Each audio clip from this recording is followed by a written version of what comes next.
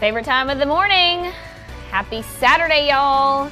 I love this POV shot. Look at Point that. of view overhead. Hey. You can really just see us here. Bonjour, in mes amis. Bonjour. Comment ça va? Oh, he is bringing the energy this Have morning. a little more next week. I love it. Is it because we're getting so close? Yes. We're getting close. Hello, everyone. Happy Saturday. I'm Jala Washington, your host, Olympic correspondent. Going to be heading to Paris this summer. Rich, he may or may not make an appearance there, but he is my co-host for this weekly live stream that we do. Thank y'all so much for joining us. If I make an appearance in Paris, France with you, that's a big story. Oh, that is the story. I really should have brought my beret to wear today, so we could have been twinning. Would have matched your dress. Would have matched my dress. Yeah. We'll talk about that later. That right. time that Rich surprised me with a beret. Yeah. How are we feeling today? I just really cannot believe how close we are getting to the Olympic Games. It really is less than 100 days out now. Lots of work happening here at KXAN behind the scenes, all across the country really, with my teammates who are getting prepared for the games. And one of those is from one of your teammates in Florida. Exactly. That brings us to our first story of the day. This week's journey to Paris, my teammate Eileen Natchik, she got to chat with a rower there in Florida who really just has a cool journey of manifesting his Olympic dreams and making those dreams come true. So let's start with that story on today's Live. 12 years ago, at a vocabulary project for school, Clark Dean chose the word epiphany because at rowing camp he had an epiphany that if he set his mind to it, one day he could become an Olympian. The Olympics? I thought that those were only in the fables.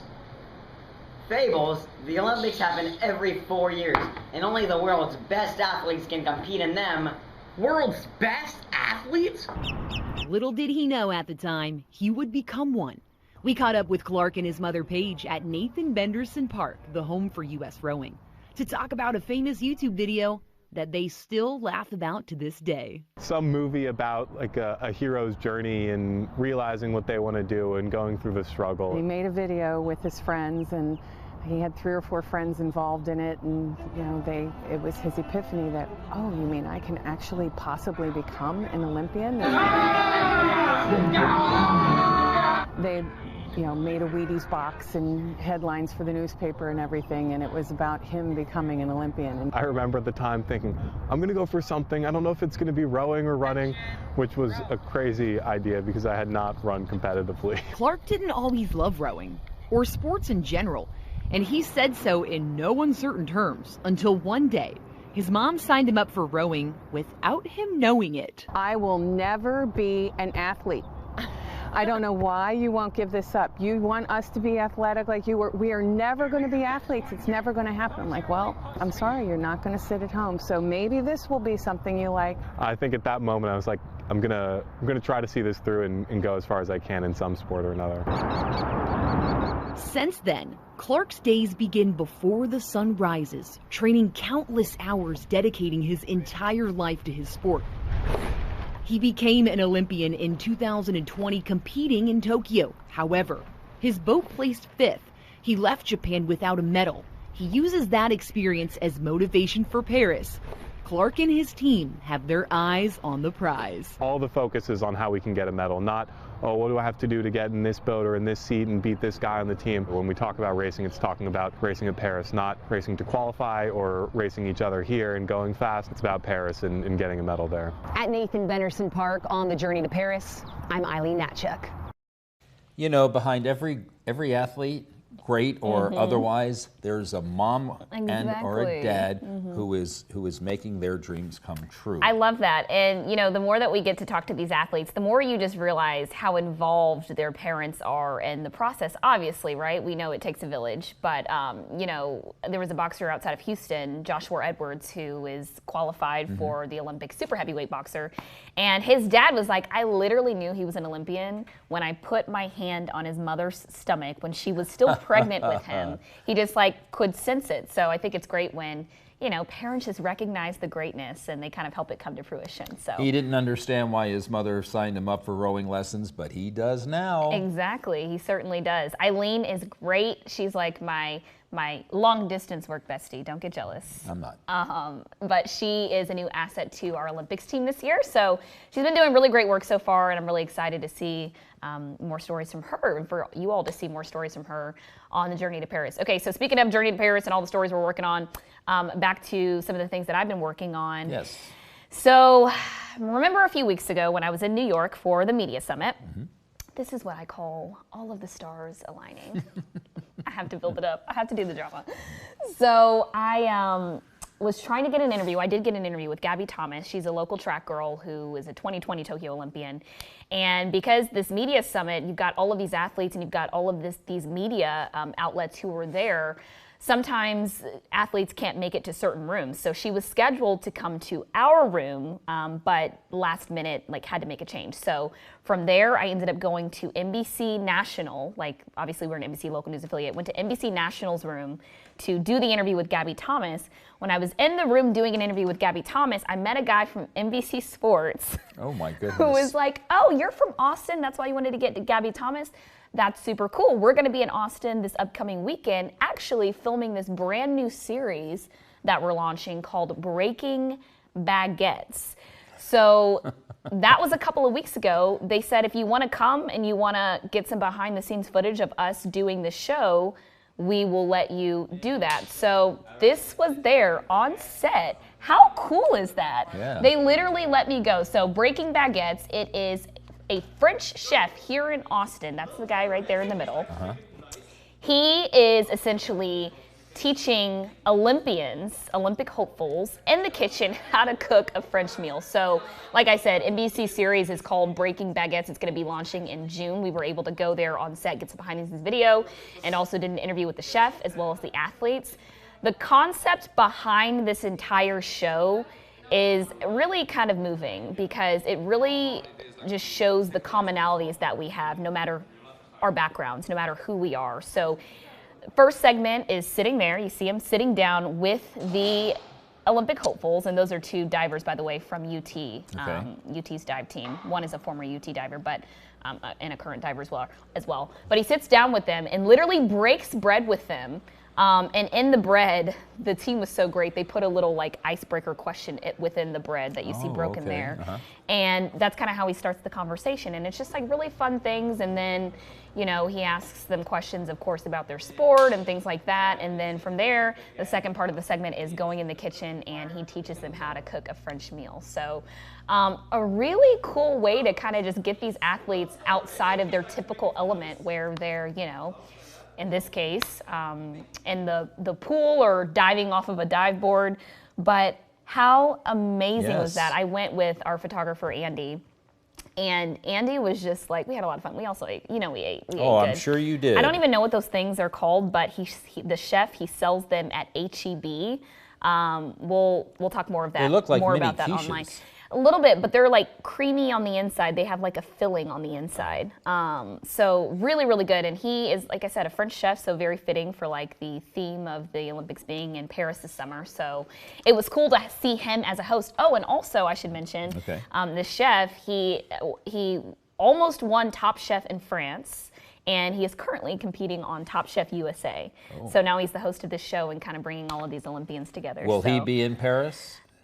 It's a good question. As of right now, I don't think he's planning on being there for the games, but he has lived here in Austin for a while now, and he actually says he identifies more with the American culture versus the French culture, just because he feels like he had a lot more support kind of getting his business off the ground and running here in the U.S. But I'm really excited to bring you that story because, again, it's sort of a unique little behind-the-scenes look of something that was filmed here in Austin. We always have cool things happening here in Austin, but just getting the chance to combine French cuisine as well as, our stories that we're trying to do highlighting Olympic hopefuls. So excellent. Be looking out for that one in early June, which is right around the corner, so I'm already working on that one. Okay. Next. Okay, next. What's next? All right, the headlines. We always got to bring you guys the headlines every week. So the first headline that I wanted to bring up is regarding this gnat is literally, oh my gosh, it was chewing my skin. Did you see that? No.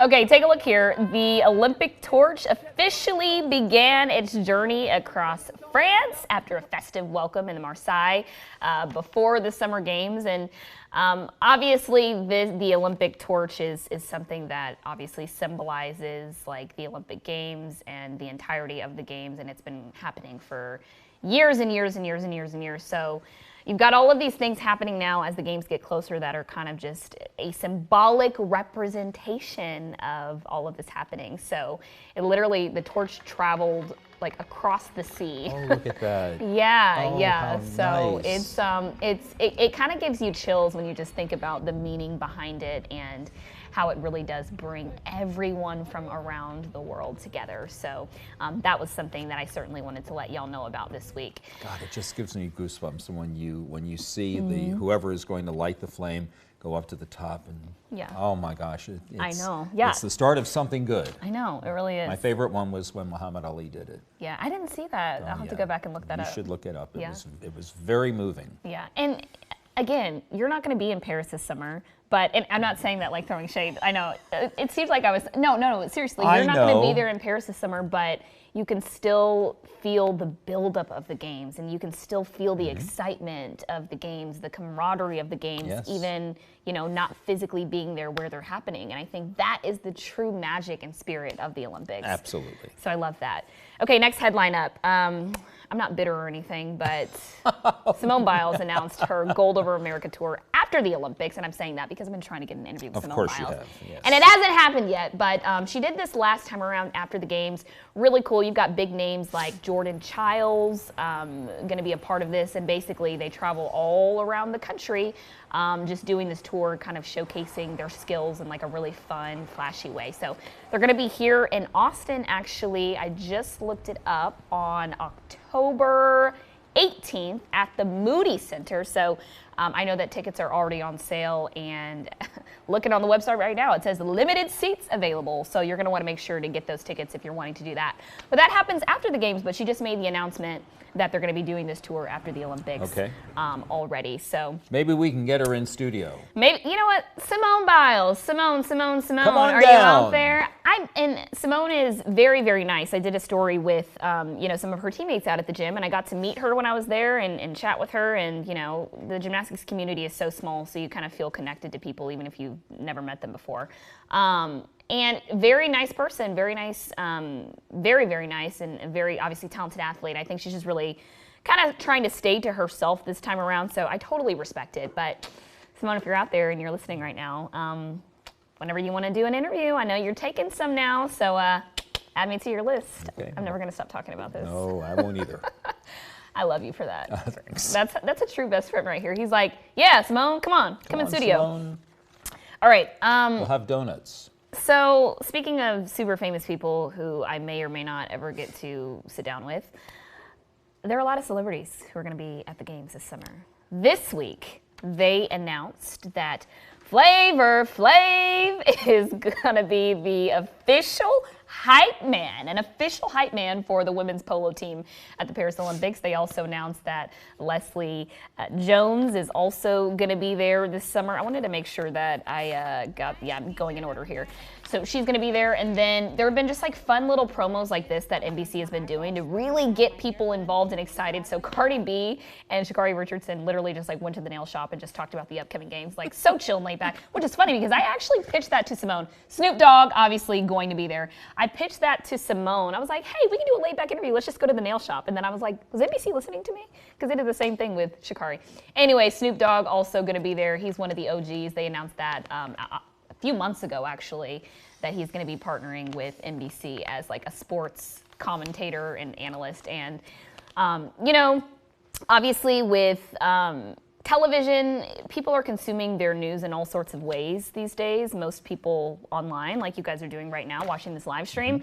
So I think it's really smart that, they're kind of strategizing, getting celebrities really involved and getting people excited to give people more of a reason to really stay in tune with what's going on with the Games. Not that you're not a celebrity enough, but, people who, of course, are on your level. I'm a mere mortal. Oh, you're not a mere mortal. You're not a mere mortal. So I know but that's exciting that all those people are going to be there. It is, and I know you want me to get... Tarico. You want Tarico. I want Tarico to interview you. What do you want him to ask me? I mean, I have a lot to say. Let me give that some thought. Okay. All right. Yeah. Come up with a little. You know what? How about this? You write down some questions when I meet Tarika, because I met him last time in China when I covered the Winter Olympics. I'm going to hand him this and say, the Rich Segal said, these are questions you need to ask me. We can do this right here and right now, or we can set something up later. Okay. And I don't think he'll decline. I don't think he will either. Once he knows who you are, it's all hands on I don't deck. know, though. I'm not going to have the charm in Paris that I have here in Austin with you as my sidekick. Sure. We're each other's sidekicks. Sure you will. We'll see. What else is going on? That's it. That's all we had to talk about today. There really wasn't much happening this week. Next week, I will actually bring you a story that I'm putting together tomorrow with the Houston breakdancer who we kind of chatted about last week. Oh, yes. Really excited about that one because not only was he a character, but again, breakdancing is a brand new Olympic sport this time around. So it'll be cool to show you one of our Texas hopefuls who is, really has a good shot of making that team. So okay. I'm really excited. Bring your barrette next week. I will. Oh, are we going to do something fun? Should we invite the chef in studio next week? Why not?